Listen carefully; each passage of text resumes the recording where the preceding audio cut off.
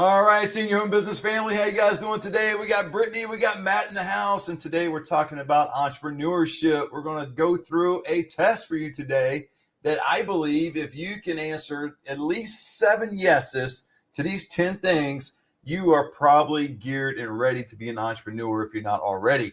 If you fall short, then you might want to rethink being an entrepreneur, because being an entrepreneur is a lot of fun, Brittany. Isn't it? It's a lot of fun, but it does bring its different set of challenges, is different set of obstacles or problems or concerns and anxiety, whoever you may be and what you're experiencing, but it brings all that and then some. So, and we're going to also kind of get this involved with senior placement. Obviously, it's what we do on this channel. So thank you so much for being here. If you haven't subscribed or hit the notification bell and all that good stuff, please do. We do this live every Wednesday, and we do it live on Thursday. We do short videos and videos throughout the week.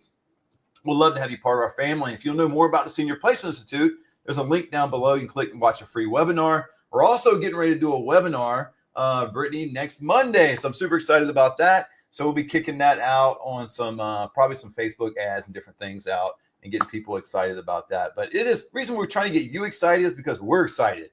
It's not just selling a course. Hey, I mean, everybody and anybody sells a course. But we go beyond the course, Brittany. I believe it's not even just a course that we sell, it's the coaching that is involved in this. Like, you take Brittany, for instance. Brittany has been doing this for a long time, very successful in what she does and where she does it. And she does the midweek collaboration we call Roundtable every Thursday. I almost said Wednesday, Brittany, because we did that for like 4 years. But every Thursday, Brittany's on there to coach our students. And so, and we have monthly workshops and all different kinds of things. So if you want more information, you can do that. You can schedule a call, all that good stuff. But let's get into why you came on the video today is, are you really an entrepreneur? Take this 10-question test to find out. Brittany, I've made it green today because I think as an entrepreneur, my life got a lot more green. And I mean money. I don't care if you guys don't like it or not. When I became an entrepreneur, I made a lot more money, man. Not that you can't make money as a 9-to-5, you can. And I mean, there's plenty of people, but I can't tell you, Brittany, how many people I talk to and they go, man, I make a lot of money. And I'm like, okay, that's good. It's good. And they usually tell me somewhere around the 120 to 160 range. And I never tell them, but I'll say this on this video, that's not a lot of money. Dude, you think that is. Now, to me, 10 years ago, life-changing money. So I get why you feel that way. But if you want to be an entrepreneur, take this test. And if you get 7 of them that says, yes, I embrace it, at least we think you're ready. But if you get below that, maybe, I mean, 70, was that a passing grade in school? Yeah. Was it? Okay. 70. Is it still a passing grade in school? I don't know. I have no idea. I was like, school was so long ago, I have no idea what it was. So, okay, let's get into it, Brittany. Number 1, do you solve problems or avoid them? How important do you think it is, Brittany, as an entrepreneur, to be able to solve problems? Like, just be a problem solver. Like, and not just be able to have the right answer, but I mean, you approach it differently as an entrepreneur. Is that right?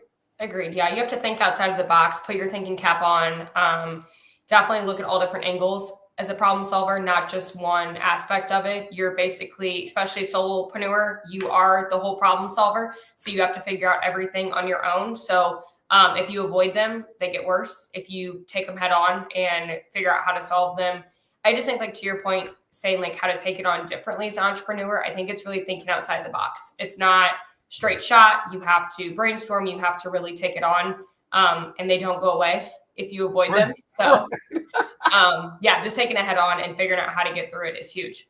Yeah, you can't avoid problems, right? I mean, you got it. Like, to your point, you have to hit them head on. Let me tell you a quick story. Back in my early 20s, I got married way too young. So, Josh, if you're watching this and all my kids, I love you to death, but I got married way too young.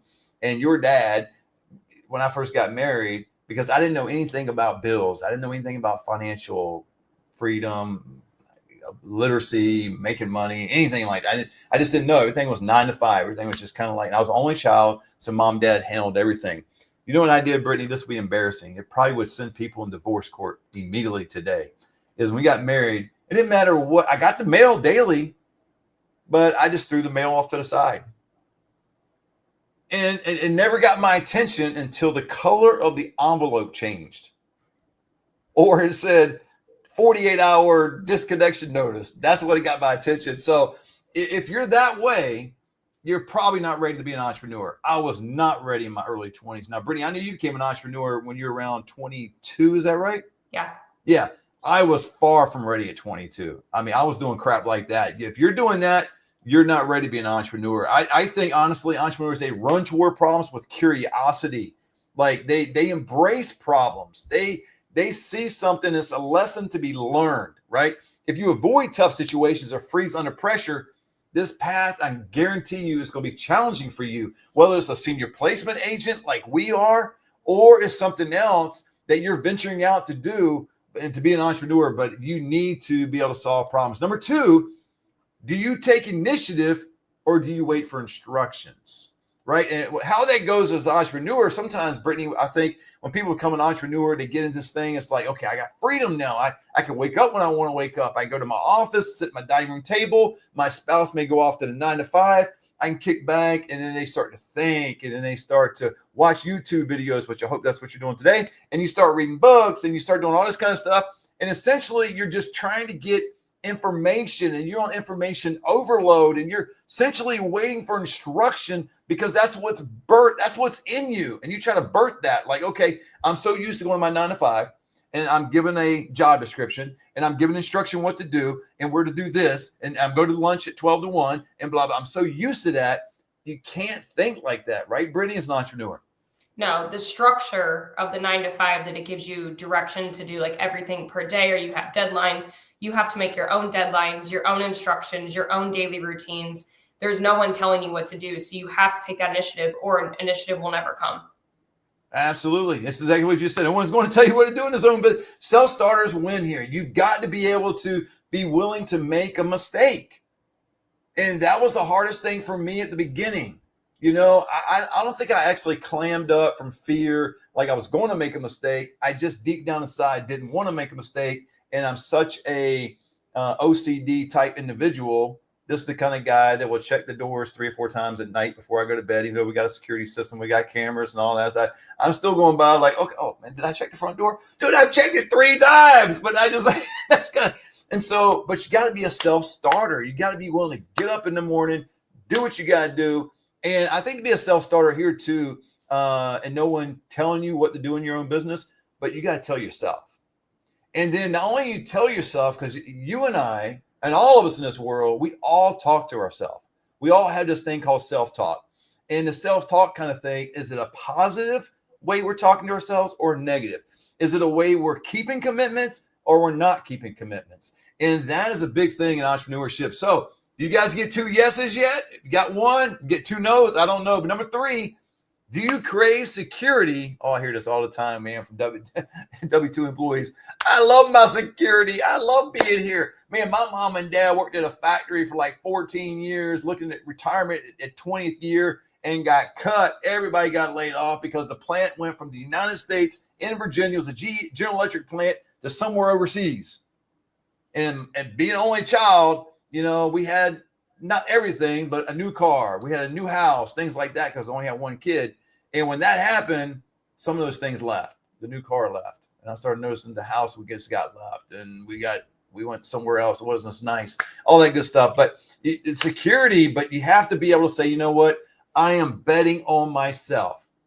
If I fail at this, then I'm going to learn and make it better. And I think a lot of times, Brittney, in this industry, I hear like a lot of our students are successful and a number of them are struggling. I mean, what coach tells you that? What course creator tells you that? Yeah, we do have some students that are struggling. And I think a lot of it is because they try something new and they're in that pattern of trying something new for 3 months. And if it doesn't work, they pivot and go do something else for 3 months. They are the equivalent of a job hopper. They are the job hopper of entrepreneurs. So you have job hoppers in 9 to 5. They stay somewhere and they get a 50-cent increase over here, or a $10,000 increase, or they have a chance to go into management over here. So they make a move, and then they don't like that because the way things are run. So they go somewhere else. Same with entrepreneurs. They do that. I mean, I hear these people about being serial entrepreneurs. You know, they got multiple businesses. And I appreciate that. I think some of them are just entrepreneur job hoppers, and they just go from one thing to the other. But I mean, talk about, Brittney, some of the calculated risks that we need to take, must take as an entrepreneur. Yeah, I think a lot of it, from what I hear, is the financial part of it. To your point, W-2s have kind of, in my opinion, a false sense of security, meaning that they think that check is coming every 2 weeks, every week. So I think the risk that a lot of us take is the financial part of it. We don't know when our next check is coming. We don't know in our industry, when the next move-in is coming. So we're really putting ourselves out there with no guarantee that we're getting paid. But I think if you're an entrepreneur at heart, that's a challenge that makes you work harder and makes you strive for more, and in return you earn more. So I think it's a risk, but I think the risk is well worth the reward. Absolutely. It's kind of like you're getting up and you're going to hunt every day. Now, I'm not a hunter. One of my best friends in high school is a hunter. He's hunting deer, he's fishing, he's doing all that every day. I don't know how he's doing it. Maybe he's got a spouse who's independently wealthy, and he just, allows him to stay on his boat all day and out in his gear in the woods. I don't know, but he enjoys life doing all that. But as an entrepreneur, you're kind of that way. You're hunting every single day. And it doesn't mean you have to always grind. I have learned to kind of balance that. Now, that I'm not talking about work-life balance, guys. That's a totally different subject in and of itself. But I am talking about where at the beginning of my business, Brittney, in 2018, is when I officially became an entrepreneur, guys. 2018, 7 years ago. So I was like 49 years old. Some of you guys are 29, 39. Man, make the leap. It's the best thing you'll ever do. But, when I first started, it was kind of like grind, get out there, hit it hard. And then it was like, man, okay, I'm doing something. But then I learned there was a pace that I'm good at. And there's consistencies, and there's disciplines and habits that I'm forming, things like that. Like, I give you an example. Every morning when we get up, going about our day, doing certain things, there's a morning ritual I do. But my wife and I always sit out on these 2 chairs and have a cup of coffee together. I don't care what we're doing. I don't care what call I got. I don't care who I need to meet, who's trying to reach me. During that little time there, it's just our time together. And you're going to have some of those things. Now, that's not work-life balance. That's just, we value that to start our day off each and every day, communicating with each other. And if you do that, and develop your own habits, you'll be successful. All right. Number 4, Brittney, talk about this. Do you bounce back quickly from setback? Man, you have setbacks as an entrepreneur? I didn't know. Is that right? I think a good hint, I think one thing to say is cold calling. If I can relate to this, it's like you're calling till you get a no. I think that's a cool thing to kind of relate to this. We've talked about that, but like in business, I think a good thing to keep you consistent is like expecting the no's and also taking them with almost like grace. Like you're looking for the next no. I think it's a good mindset to have, because I have it, and that way it's easy to bounce back. A no is not taking you out for a week where you're contemplating your whole life, your whole business, your finances.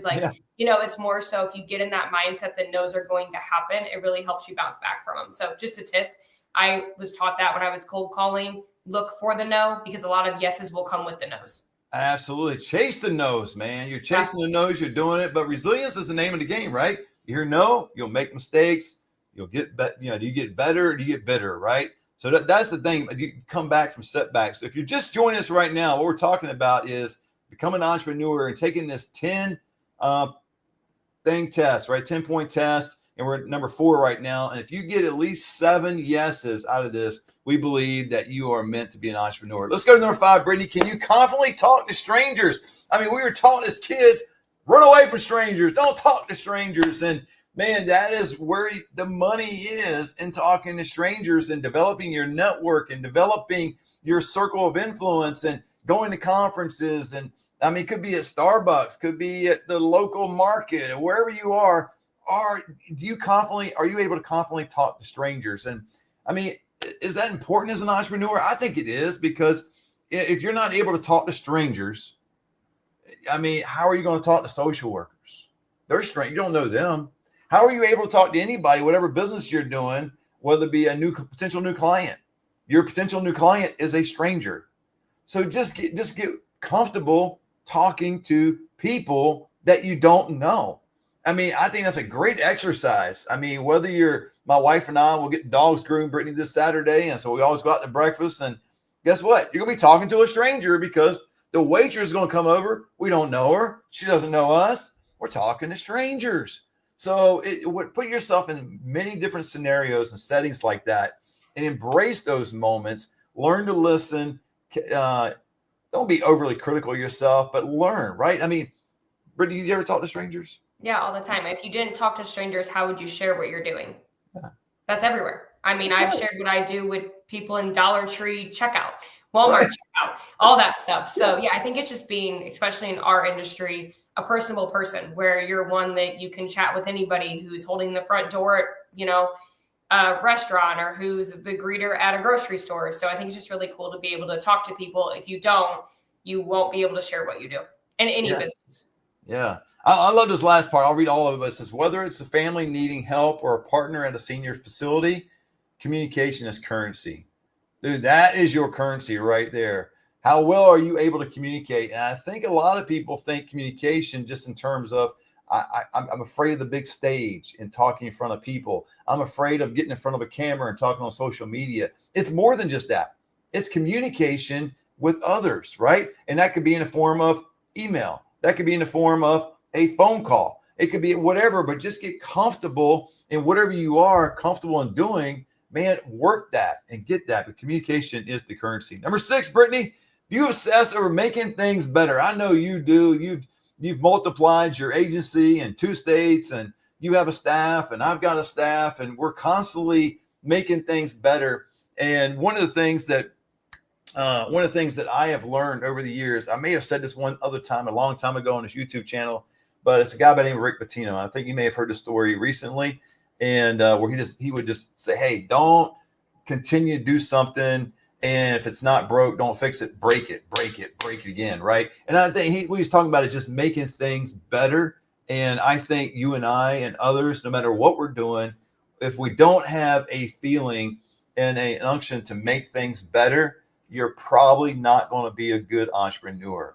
If you just want the status quo, you just want what everyone else does. If you just want to rinse and repeat what someone else is doing, right? You want to reverse engineer what somebody else is doing. I notice some merit in that. But if you don't want to make your own way, if you don't want to go down a path and a road less traveled, and you want to follow the herd, you're probably not an entrepreneur, right? I mean, entrepreneurs constantly improve systems, services, and offers. If you're always thinking, how can I make this better? That's a green light to green money.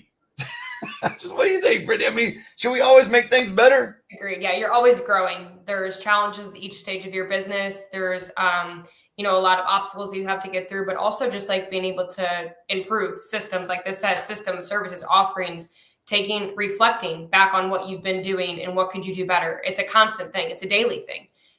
When it comes to whether it's your email system, your CRM, how you approach things, your marketing, your staff, all of that stuff.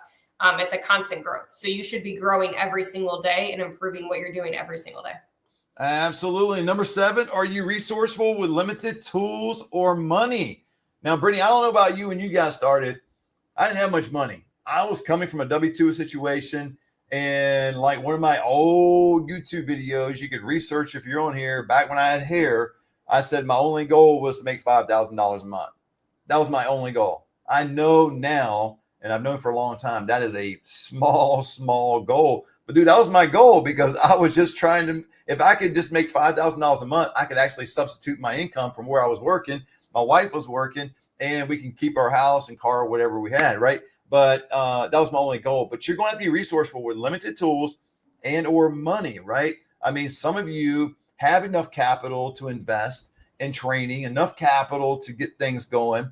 Some of you don't. You have to be wise in what you do. Now, I also would cautious people out there, whether you have money or not, don't overextend yourself and purchase things you don't necessarily need at the beginning. Like, I don't think you need a CRM at all, but I definitely don't think you need one when you first start. You don't have one client yet.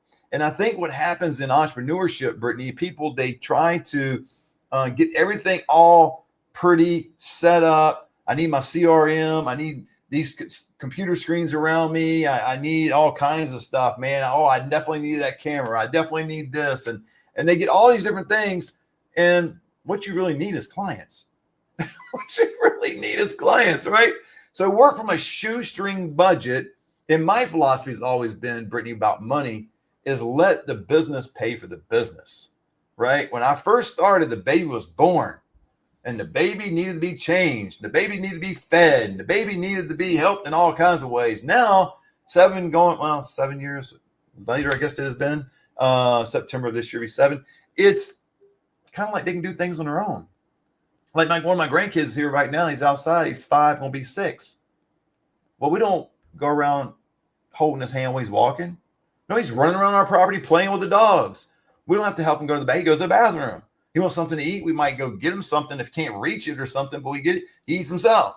Same with your business, but allow your business to pay for your business. So, Brittney, I just think that I got to see this. Starting a senior placement biz doesn't take much capital. That's the good news. Now, the training is going to take a little bit, right? We're not going to train you for free, obviously. I mean, I wish I could, but man, we'd be teaching everybody and anybody. But the biggest thing about this industry is having a heart of empathy for others, but also with money. Now, money is a transactional thing, but let me teach you something here. And I've learned this over the years, that if you really want to do something, you're going to put your hard-earned money into it, right? I had to do that. And I kind of thought the same way some of you guys in my audience are thinking. It's like, oh, no, man, it should just be all free. It's, you should better just teach me.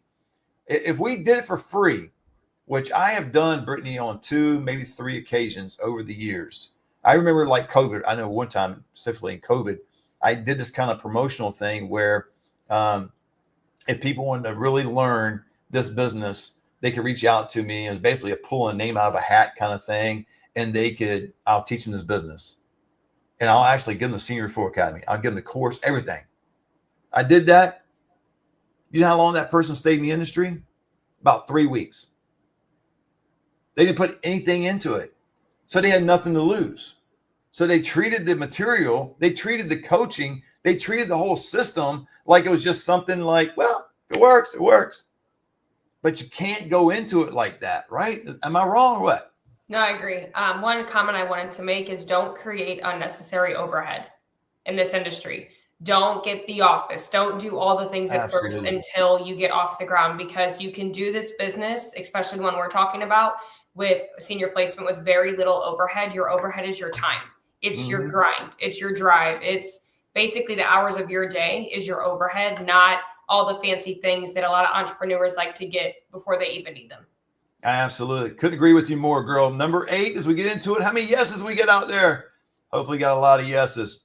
Number 8, are you motivated more by freedom than comfort? Now, what I mean by that is, okay, everybody thinks that as I become an entrepreneur, I got all this freedom now. No one telling me what to do, and they don't think about there are still things to do. Like, I understand that in my life, I've got a lot of freedom, but there's certain things that I'm committed to doing.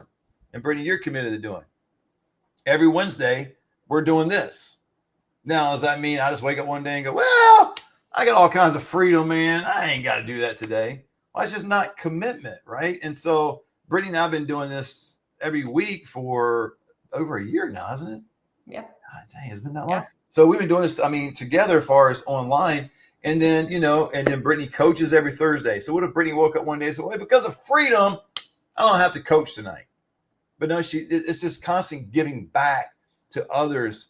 And that's the freedom part, right? But the comfort piece will kind of slip in and say, I can go to bed when I want, or sleep as long as I want, and eat whatever I want, and not do these other things. And if I just want to kick back and watch a game and not work, you can do that. And maybe you can get a place in business. You can do that. I've done some of that. I've had my North Carolina, full confession, I've had my North Carolina Tar Heels come at 4:00 in the afternoon. I went, you know what, from 4 to 5:30, I ain't doing nothing but watching this game. And I ended up doing something more than just watching a game, because many times they lost and I got upset. And I was like, oh, God dang it, what are you guys doing? It was a lot of that. So I don't know how healthy it was. But Brittney is like, entrepreneurs sacrifice comfort today to build freedom tomorrow. And that trade-off is key, right? Yeah.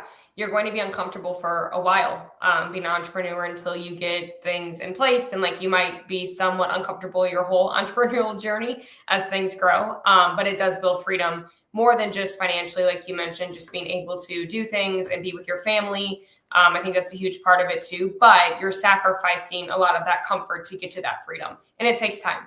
Yeah, definitely. Number 9, do people come to you for ideas, leadership, or advice? This happens right now wherever you are. I think back to a lot of people that I work with in a W-2 setting, and people would just gravitate to them. They were like a magnet, and then people would just go to them for ideas or go to them for advice and things like that. If you're starting to get a lot of that as you're a W-2 employee, wherever you're working, you might have the skill set and the ability to pull off being an entrepreneur more so than you think, because some of that being a magnet for, the internal office kind of thing probably will serve you well out in the industry, whatever you're doing, whether you be a senior placement agent or whether you're, I don't know, fixing an air conditioner. The reason I say that, because they're coming Friday to fix the whole thing, so I got that on my mind right now. Well, they're doing something like that, but you probably have the gift to do something like that, because if others already trust you, you're probably already functioning like a leader, even if you don't realize it yet. And I think, Brittney, there's a lot of leaders out there today that don't even realize they're leaders, and they don't give themselves credit. They overlook some of the small things that people see in them, and people that respect you and they trust you, and they want your advice. They want to see what you're doing. And maybe, it's kids looking at you, kind of looking up to you and seeing what you're doing, but also your peers, family, something like that. But if you're already functioning like a leader, you might be ready to be an entrepreneur. I mean, how important do you think, Brittney, is to being a leader and also an entrepreneur? Yeah, I think like leadership, this mentions like trust and things. So that's huge. Being an entrepreneur. And then if you usually as a leader, people gravitate towards you and they look up to you and they want advice, like this all says. And I think that's a huge part of being an entrepreneur.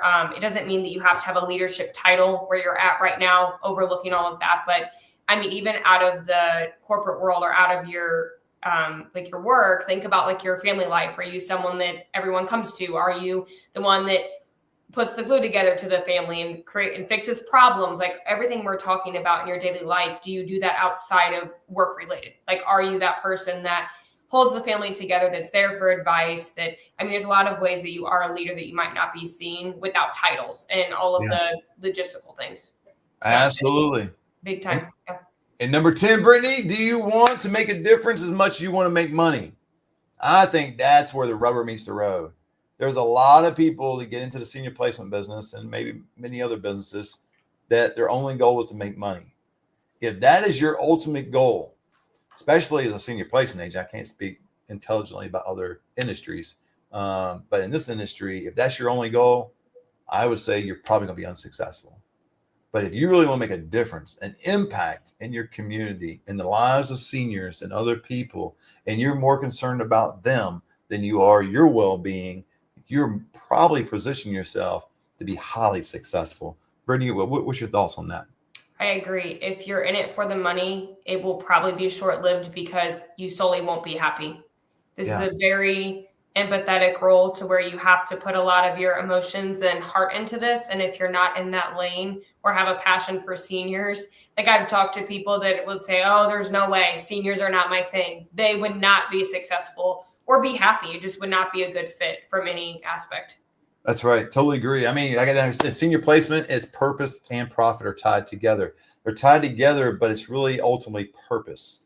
And purpose will keep you going. Profit will keep you going, but it's kind of like that momentum, that motivation you need along the way. But let me tell you, you don't get paid as well as we get paid every day. You get paid, and sometimes it all comes in one day. It comes at the end of the month. It comes at the 11th hour, and you're like, oh my gosh, and it all comes, and it's great. But the purpose is what keeps you motivated and keeps you going. That is when you develop the right habits and daily discipline to get through the day, and not just get through it, but it's like, man, this is my calling. This is what I'm supposed to be doing. I love it. I didn't make a dime today, but that's not where your thought goes. At the end of the day, if you look at it and you go, I didn't have any move-ins today, what in the world am I going to do? You need to rethink that a little bit. Now, I'm a total proponent of looking at cash flow. And I'm a proponent of saying, if you don't have any cash flow, you don't have a business, you have a hobby. But you need to look at purpose before you look at profit, especially in this business. It's more customer service oriented than it is sales oriented. So look at purpose over profit. So, Brittney, if they said yes to 7 or more of these things, we think they're wired for entrepreneurship. And if you're wired for entrepreneurship and you want to give this senior placement business consideration, you might not know anything about it, but something about what Brittney has said or I've said or we've said before, you can drop down, watch some more YouTube videos on some how-tos and more about senior placement, and you really want more information, you can drop down and watch a free webinar. You can schedule a consultation call with myself, and I'll jump online and we'll do a Zoom together. You'll see my ugly mug and I'll see your beautiful face, and we'll talk and we'll go back and forth and, and see what we can make this dream happen. So I'm super excited about it, Brittney, and I'm super excited about our webinar coming up next Monday. We don't have a link down below just as of yet because the landing page is being finished up, finalized today. When it does, I'll probably circle back around and have it on this video as well, and then videos that are coming thereafter. So we're so grateful you joined us today. Hopefully this was helpful. Hopefully you answered 7 at least yeses out of this. And if you didn't, if you got 6, you might just be on the borderline and you might just need to hone in on some things. So again, we really appreciate you. Until next time, God bless.